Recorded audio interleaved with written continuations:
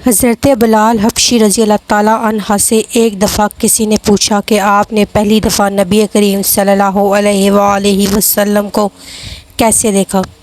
حضرت بلال رضی اللہ تعالیٰ عنہ فرماتے ہیں کہ میں مکہ کے لوگوں کو بہت ہی کم جانتا تھا کیونکہ غلام تھا، اور عرب میں غلاموں سے انسانیت سوچ سلوک عام تھا۔ ان کی اطاعت سے بڑھ کے ان سے کام لیا جاتا تھا، تو مجھے کبھی اتنا وقت ہی نہیں ملتا تھا کہ باہر نکل کے لوگوں سے ملوں۔ لہٰذا مجھے حضور پاک یا اسلام یا اس طرح کی کسی چیز کا کوئی قطع علم نہیں تھا۔ ایک دفعہ کیا ہوا کہ مجھے سخت بخار نے آ لیا۔ سخت جاڑے کا موسم تھا اور انتہائی ٹھنڈا، اور بخار نے مجھے کمزور کر کے رکھ دیا۔ لہٰذا میں نے لحاف اوڑھا اور لیٹ گیا۔ ادھر میرا مالک جو یہ دیکھنے آیا کہ میں جو پیس رہا ہوں یا نہیں، وہ مجھے لحاف اوڑھا دیکھ کے سخت برہم ہوا۔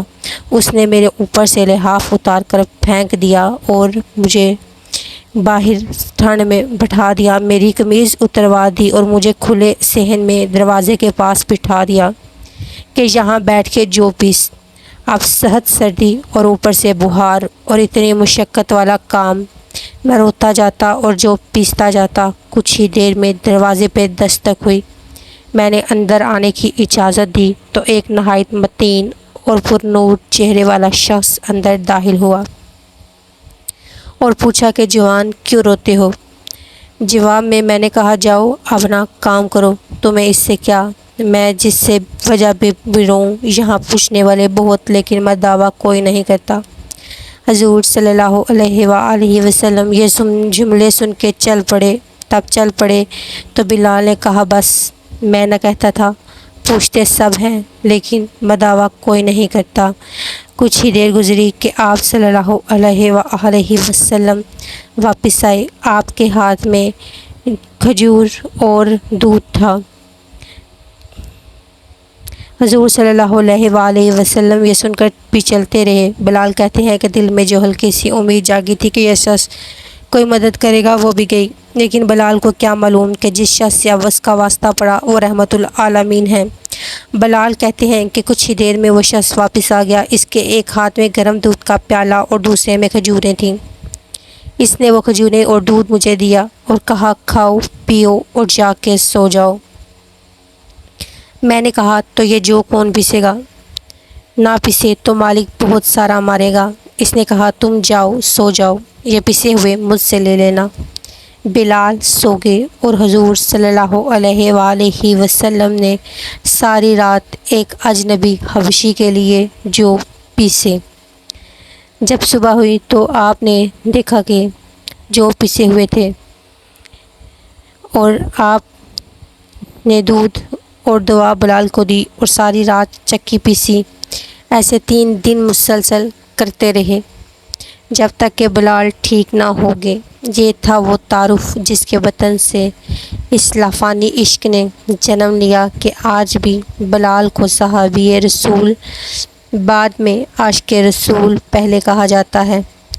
حضور صلی اللہ علیہ وآلہ وسلم کے وصال کے بعد سیدنا بلال رضی اللہ تعالیٰ عنہ مدینے کی گلیوں میں یہ کہتے پھرتے تھے کہ لوگوں تم نے کہیں رسول صلی اللہ علیہ وآلہ وسلم کو دیکھا ہے تو مجھے بھی دکھا دو۔ پھر کہنے لگے کہ اب مدینے میں رہنا میرا دشوار ہے، اور شام کے شہر حلب میں چلے گئے۔ 6 ماہ کا عرصہ گزرا کہ آپ نے خواب دیکھا جس میں آپ صلی اللہ علیہ وآلہ وسلم کی خواب میں زیارت نصیب ہوئی تو آپ صلی اللہ علیہ وآلہ وسلم فرما رہے تھے اے بلال یہ کیا بے وفائی ہے، تو نے ہمیں ملنا چھوڑ دیا، کیا ہماری ملاقات کا وقت نہیں آیا؟ خواب سے بیدار ہوتے ہی اونٹنی پر سوار ہو کر لبیک یا سیدی یا رسول اللہ کہتے ہوئے مدینہ منورہ کی طرف روانہ ہو گئے۔ جب مدینہ منورہ میں داخل ہوئے تو سب سے پہلے مسجد نبوی میں پہنچ کر حضرت بلال رضی اللہ تعالیٰ عنہ کی نگاہوں نے عالم وافردگی میں آپ صلی اللہ علیہ وآلہ وسلم کو ڈھونڈنا شروع کیا۔ کبھی مساجد میں تلاش کرتی اور کبھی حجروں میں۔ جب کہیں نہ پایا تو آپ صلی اللہ علیہ وآلہ وسلم کی قبر انور پر سر رکھ کر رونے لگے اور عرض کرنے لگے، یا رسول اللہ، آپ نے فرمایا تھا کہ آ کر مل جاؤ، غلام حلب سے بہر ملاقات حاضر ہوا ہے، یہ کہا اور بے ہوش ہو کر مزار پر انور کے پاس گر پڑے۔ کافی دیر بعد ہوش آیا، اتنے میں سارے مدینے میں یہ خبر پھیل گئی کہ موذن رسول حضرت بلال رضی اللہ تعالیٰ عنہ آ گئے ہیں۔ مدینہ طیبہ کے بوڑھے، جوان، مرد، عورتیں اور بچے اکٹھے ہو کر عرض کرنے لگے کہ بلال، ایک دفعہ وہ اذان سنا دو جو محبوب اللہ صلی اللہ علیہ وآلہ وسلم کے زمانے میں سناتے تھے۔ آپ رضی اللہ تعالیٰ عنہ نے فرمایا، میں معذرت خواہ ہوں، کیونکہ میں جب اذان پڑھتا تھا تو اشہد ان محمد رسول اللہ کہتے وقت آپ صلی اللہ علیہ وآلہ وسلم کی زیارت سے مشرف ہوتا تھا۔ آپ صلی اللہ علیہ وآلہ وسلم کے دیدار سے اپنی آنکھوں کو ٹھنڈک پہنچاتا تھا۔ اب یہ الفاظ ادا کرتے ہوئے کسے دیکھوں گا؟ بعض صحابہ کرام رضی اللہ عنہ نے مشورہ دیا کہ حسنین کریمین رضی اللہ عنہ سے سفارش کروائی جائے، جب وہ حضرت بلال رضی اللہ کو اذان دینے کا کہیں گے تو وہ انکار نہ کر سکیں گے۔ چنانچہ امام حسین رضی اللہ عنہ نے حضرت بلال رضی اللہ عنہ کا ہاتھ پکڑ کر فرمایا، اے بلال، ہم آج آپ سے وہی اذان سننا چاہتے ہیں جو آپ ہمارے نانا جان اللہ کے رسول صلی اللہ علیہ وآلہ وسلم کو اس مسجد میں سناتے تھے۔ اب حضرت بلال رضی اللہ تعالیٰ عنہ کو انکار کا یارانہ نہ تھا، لہذا اسی مقام پر کھڑے ہو کر اذان دی جہاں حضور صلی اللہ علیہ وآلہ وسلم کو ظاہری حیات میں دیا کرتے تھے۔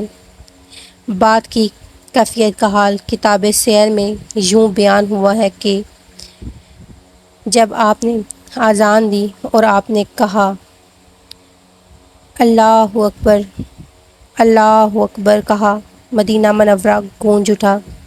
آپ جیسے جیسے آگے بڑھتے گئے جذبات میں اضافہ ہوتا چلا گیا۔ جب اشہد ان لا الہ الا اللہ کے کلمات ادا کیے، گونج میں مزید اضافہ ہو گیا۔ جب اشہد ان محمد رسول اللہ کے کلمات پر پہنچے تو تمام لوگ خطا کے پردہ نشین خواتین بھی گھروں سے باہر نکل آئی اور رکت و گریہ زاری کا عجیب منظر تھا۔ لوگوں نے کہا، یا رسول صلی اللہ علیہ وآلہ وسلم تشریف لے آئے۔ آپ صلی اللہ علیہ وآلہ وسلم کے وصال کے بعد مدینہ منورہ میں اس دن سے زیادہ رونے والے مرد و زن نہیں دیکھے گئے۔